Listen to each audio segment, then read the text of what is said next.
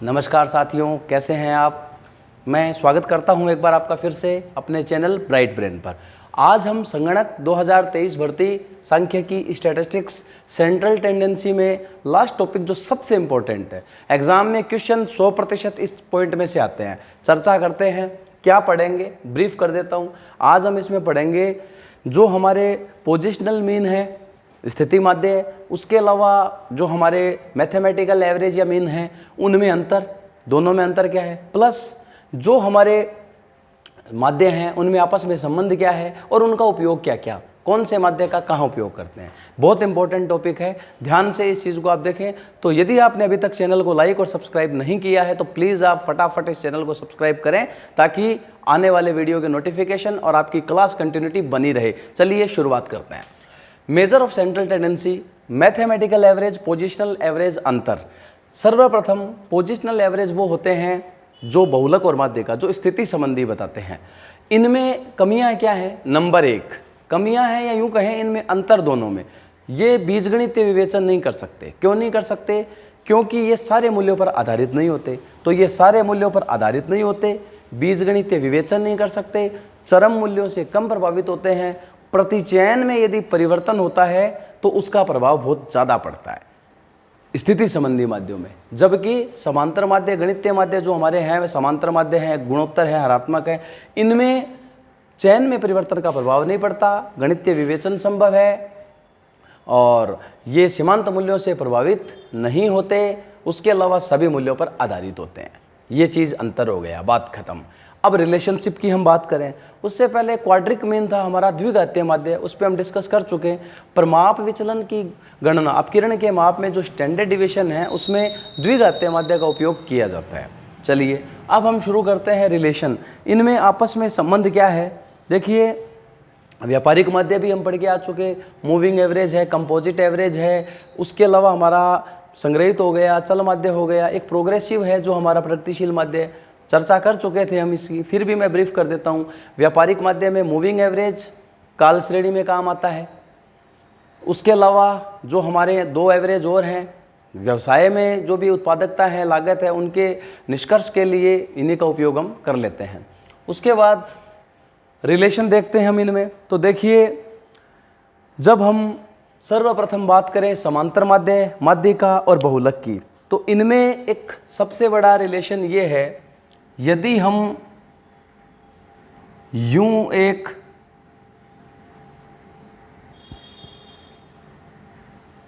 बनाएं अपना बंटन, सममित बंटन है यदि घंटी आकार का, तो उसमें समांतर माध्य पाया जाएगा एकदम ग्रेविटी पर, माध्यिका मिलेगी एकदम बीच में, ये बीच में, बहुलक मिलेगा एकदम शिखर पर। तो इससे ये चीज़ क्लियर हो रही है, ये है मोड, ये है मीडियन और ये है मीन। इसका मतलब क्या हुआ? तीनों एक जगह बराबर। कब? जब सममित बंटन। तो यदि मेरा बंटन सममित है तो उसमें समांतर माध्य, माध्यिका और बहुलक का मान हमेशा बराबर होगा। बहुत बार क्वेश्चन आता है, घंटी नुमा आकार का बंटन या सममित बंटन, उसमें समांतर माध्य, माध्यिका, बहुलक बराबर होते हैं, क्या होते हैं? तो यूं भी कह सकते हैं कि तीनों बराबर होते हैं। कौन से बंटन में? दाईं ओर झुके में, बाईं ओर में, सममित में। ये चीज़ क्लियर है? तो सममित में होते हैं। अब इसी को हम थोड़ा सा और क्लियर कर दें, थोड़ा सा इसमें हम चेंज कर देते हैं।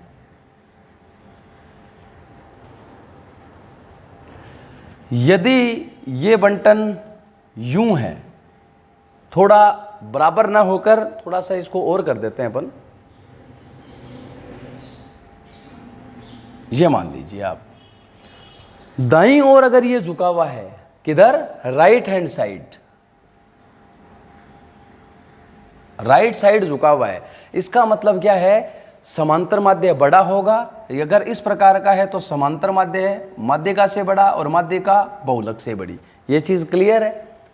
और यदि ये बाईं ओर झुका हुआ होता है, इसका ठीक उल्टा, तो फिर बहुलक सबसे बड़ा, फिर माध्यिका, फिर समांतर माध्य। ये तीनों में रिलेशन है। इसी रिलेशन से एक ये बना है अपना equation, x bar minus z is equal to 3x bar minus m। इसका मतलब जो हमारा बंटन है सममित, उस बंटन में हमारा सामान्यतः बात कर रहा हूँ, सम्मित में तो बराबर होते हैं। सामान्य रूप से हम कह सकते हैं कि एक बंटन में समांतर माध्य और बहुलक का जो अंतर है वो अंतर किसके बराबर होता है? समांतर माध्य और मध्यिका के अंतर का 3 गुना। बहुत बार क्वेश्चन आता है कि सामान्यतया बंटन में समांतर माध्य और बहुलक का अंतर माध्यिका और बहुलक और समांतर माध्य और मध्यिका के अंतर का होता है 2 गुना, 3 गुना, 4 गुना, उपरोक्त में से कोई नहीं, 3 गुना होता है। क्वेश्चन घुमा के पूछा गया है कई बार कि समांतर माध्य और मध्यिका के अंतर का, समांतर माध्य और मध्यिका के अंतर का पूछे तब तो ये वाला 3 गुना हो जाएगा। इसका पूछ लेते हैं कि समांतर माध्य और मध्यिका का अंतर समांतर माध्य और बहुलक के अंतर का होता है, ये 1/3 होगा, उसका ठीक उल्टा हो जाएगा। ये इनमें रिलेशन है। इसी से हमारा, इसी इक्वेशन से हमारा रिलेशन बनता है z बराबर 3m-2x बार। ये इसी से निकल रहा है। देखो आप इस चीज को कि समांतर माध्य और मध्यिका जो है उनके अंतर का 3 गुना समांतर माध्य और बहुलक का अंतर होता है। तो यदि हमें z कैलकुलेट करना है तो फॉर्मूला रहेगा 3m-2x बार। मध्यिका का 3 गुना, उसमें से समांतर माध्य का दुगुना घटा दो आप, क्या आ जाएगा? बहुलक। अगर हमें इसमें माध्यिका या समांतर माध्य निकालना है, तीनों में से हमें कोई 2 चीज़ दे देगा, एक पूछ सकता है। बहुत फॉर्मूला अच्छा है, इस पे आप इसको फोकस कर लें। ये तो हो गया समांतर माध्य, मध्यिका और इसकी बात कर ली हमने। अब हम बात करते हैं अंतर के बाद। नेक्स्ट हम चर्चा का विषय है हमारा ये वाला रिलेशनशिप हो गई एवरेज में। अब एक रिलेशनशिप हमें चाहिए, रिलेशनशिप में x बार हो गया, गुणोत्तर माध्य हो गया और हरात्मक माध्य हो गया। इन तीनों में भी रिलेशनशिप है। क्या रिलेशनशिप है? समांतर माध्य, गुणोत्तर माध्य और हरात्मक माध्य।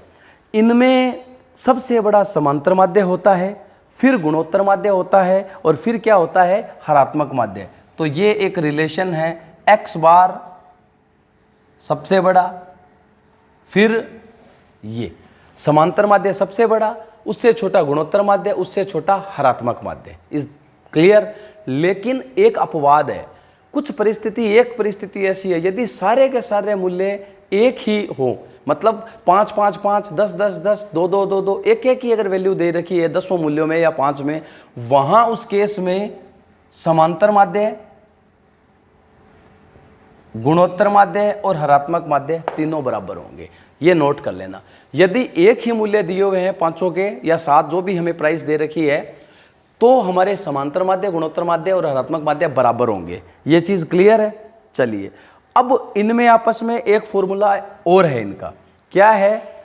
यदि मुझे गुणोत्तर माध्य निकालना होता है, क्या निकालना होता है? जी निकालना होता है, GM भी बोलते हैं इसको हम, और इसको हम शॉर्ट में H है, बाकी इसको HM बोलते हैं और इसको हम GM बोल देते हैं। GM निकालना होता है x बार गुणा HM इसका अंडर रूट। मतलब गुणोत्तर माध्य क्या होता है? समांतर माध्य और हरात्मक माध्य के गुणनफलों का वर्गमूल होता है। समांतर माध्य और हरात्मक माध्य के गुणनफलों का वर्गमूल होता है गुणोत्तर माध्य। तो क्वेश्चन ये भी बहुत बार आया हुआ है। आपको गुणोत्तर माध्य दे देंगे और इनमें से एक दे देंगे, फिर कैलकुलेट करा लेंगे, या फिर सीधा सीधा ही दे देंगे आपको। आपसे गुणोत्तर माध्य नहीं पूछेंगे, आपसे क्या पूछेंगे? गुणोत्तर माध्य का स्क्वायर पूछ लेंगे।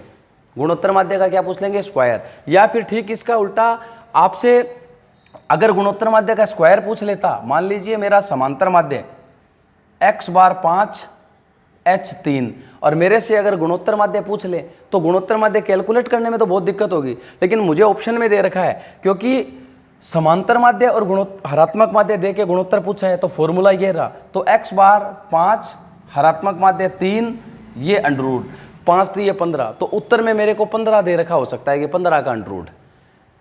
समझ गए मेरी बात को? 15 का अंडर रूट, 5 का अंडर रूट, 3 का, तो 15 का अंडर रूट होगा। और यदि गुणोत्तर माध्य का स्क्वायर पूछा है तो अंडर रूट कट जाएगा आपस में, तो 5 3 15 हो जाएगा। ये चीज़ क्लियर है? चलिए, उसके बाद में हम बात करेंगे नेक्स्ट जो हमारा रिलेशन है यूजेज ऑफ डिफरेंट मीन्स। हमारे जो भी एवरेज हैं बहुत सारे, उनका यूज क्या है, अलग अलग माध्यों का अलग अलग क्या उपयोग है। बहुत इंपॉर्टेंट टॉपिक है यूजेज। सबसे पहले मैं बात करूंगा x बार समांतर माध्य की बात करूंगा मैं। तो समांतर माध्य जो हमारा है वो आर्थिक और सामाजिक समस्याओं के अध्ययन के लिए काम में आता है, क्योंकि ये आदर्श माध्य होता है सबसे ज़्यादा। इसका उपयोग सामान्यतया जो भी हमारे उत्पादन लागत मूल्य आय उनमें यदि उनकी गणना करनी है, उनका विश्लेषण करना है आयात निर्यात का, तो समांतर माध्य का उपयोग होगा। उसके बाद समांतर माध्य के बाद मैं बात करता हूँ गुणोत्तर माध्य। इसका प्रयोग कहाँ होता है? फिर हरात्मक माध्य। गुणोत्तर माध्य का प्रयोग होता है जहाँ प्रतिशत दरें इस प्रकार की छोटे मूल्यों को अधिक वैल्यू और बड़े मूल्यों को कम वैल्यू दी जाए, वहाँ गुणोत्तर माध्य का उपयोग होता है। क्लियर? जैसे प्रतिशत, लाभ, दरें, उसके अलावा सूचकांक, बिल्कुल सूचकांकों में गुणोत्तर माध्य का ही प्रयोग होता है। हार्मोनिक मीन, चलन वेग गति, 1 रुपये में कितनी मात्रा खरीदी जाती है, वहाँ ऋणात्मक माध्य। क्यों? रेसिप्रोकल। होता क्या है ऋणात्मक माध्य? दिए गए मूल्यों के रेसिप्रोकल जो है, व्युत्पन्न जो है, व्युत्क्रम सॉरी, जो दिए गए मूल्य उनके व्युत्क्रम मतलब रेसिप्रोकल का समांतर माध्य, उसका reciprocal. Reciprocal of average mean of reciprocal of values. ठीक है, ये हार्मोनिक मीन। तो जो हमारे गति, वेग, इस प्रकार के जो हैं प्रति रुपए मात्रा, वहाँ ये प्रति रुपए, पर रुपीज़ क्वांटिटी, वहाँ ये काम आता है। उसके बाद माध्यिका, मीडियन का उपयोग स्थिति संबंधी है। मीडियन 2 भागों में बांटती है। इसका प्रयोग कहाँ करते हैं? जहाँ हमें ये हो गुणात्मक तथ्य देखने हो, बौद्धिक स्तर देखना हो, वहाँ मीडियन। तो फिर बहुलक कहाँ, मोड कहाँ? बहुलक जहाँ मुझे कोई एक बहुत बार जो चीज़ आ रही है, बीच का मूल्य, मध्य का मूल्य पूछे तो मध्य का, बीच का मूल्य, केंद्र का मूल्य बहुत बार आया, जिसकी आवृत्ति ज़्यादा हो, जो औसत चल रहा है, कॉलर का आकार, जूतों का आकार, जो ट्रेंड में है, जो चीज़ सबसे ज़्यादा बिकती है, जो चीज़, उस चीज़ का, वो बहुलक। उसके अलावा ये हमारे हो गए। फिर मैं बात कर लेता हूँ क्वाड्रिक मीन की, जो हमारा द्विघातीय माध्य है, QD, quadric mean, QDM। Quadric mean जो है द्विघातीय माध्य, उसका प्रयोग परिमाप विचलन की गणना में होता है। और कब? जब जो मूल्य है उनमें अंतर बहुत ज़्यादा होता है, असमानता होती है। उसके बाद व्यापारिक माध्य बता ही दिया। चल माध्य का प्रयोग काल श्रेणी में, ये आपको बता दिया। चलिए, ये हमारे हो गए। अब हम बात करते हैं उपयुक्त माध्य का चुनाव, choice of a suitable average. उपयुक्त माध्य का चुनाव करने के लिए हम क्या करेंगे? कुछ माध्यों की विशेषताएं होती हैं, उनका ध्यान में रखना है। आप किस चीज़ के लिए निष्कर्ष निकाल रहे हैं? अगर आपको सभी मूल्यों को बराबर महत्व देना है, समांतर माध्य से कैलकुलेट करिए। कम मूल्यों को ज़्यादा महत्व देना है, बड़े मूल्यों को कम मूल्य महत्व देना है, तो गुणोत्तर माध्य को काम में लीजिए। बहुत ज़्यादा असमानताएं हैं, हरात्मक माध्य को आप काम में लीजिए। ये चीज़ आपको क्लियर है? उसके